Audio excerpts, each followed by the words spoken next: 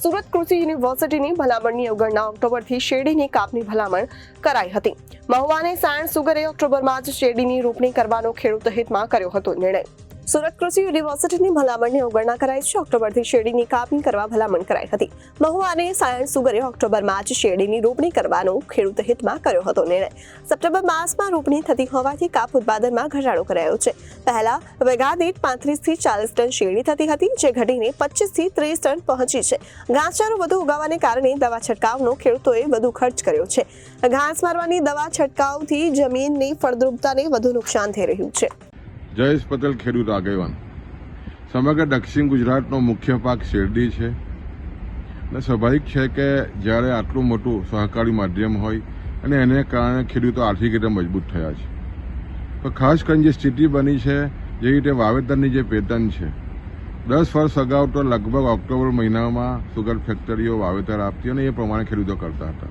પણ જે રીતે પેટર્ન બદલાઈ છે અને ખાસ કરીને સપ્ટેમ્બર મહિનામાં વાવેતર આપવાની જે પઠા થઈ છે, એને કારણે વહેલી રોપણ અને વહેલી કાપણીની ખેડૂતો જે રીતે મોહ રાખી રહ્યા છે, એને કારણે ખેડૂતો ખાસ કરીને ઉનાળામાં જ ચાસ પાડી દે છે. અને સ્વાભાવિક છે કે જ્યારે આટલો મોટો વરસાદ દક્ષિણ ગુજરાતમાં થતો હોય છે એટલે નિંદામણ પણ બહુ ખૂબ થાય છે. અને નિંદામણ નાશક દવા ખેડૂતો જે રીતે વાપરી રહ્યા છે, એને કારણે જમીન બગડી રહી છે. લગભગ 20 થી 22 કરોડ રૂપિયાની દવા આ જે રીતે વહેલું રોપણ જે સપ્ટેમ્બરનું કરવામાં આવે છે, એને કારણે ખેડૂતો વાપરતા હોય છે. જમીનો નિર્જીવ થઈ રહી છે.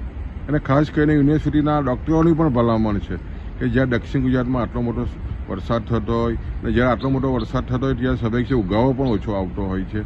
આવી સ્થિતિમાં ખાસ કરીને યુનિવર્સિટી અને ખાસ કરીને ખેડૂતો પણ જે રીતે વહેલા રોપવાની જે ઈચ્છા રાખી રહ્યા છે, એમાં ખાસ કરીને સુગર મેનેજમેન્ટે ચોક્કસ વિચાર કરવાની જરૂરિયાત છે. અને ખાસ કરીને ખેડૂતોની અને કૃષિ યુનિવર્સિટીની વાત સાંભળીને સાયણ અને મહુવાએ ખૂબ જ સારી રીતે ઓક્ટોબર મહિનામાં આ વર્ષથી વાવેતરની શરૂઆત કરવાની જે વાત કરી છે, ખૂબ અભિનંદનને પાત્ર છે. અને આવનાર દિવસોમાં તમામ સુગર ફેક્ટરીઓ આ દિશામાં જશે તો જ ખેડૂત ટકી શકશે અને ખાસ કરીને જમીન બચી શકશે, એવું મારું સ્પષ્ટ માનવું છે. Reporter Arvind Rathod, Janadesh news, Surat.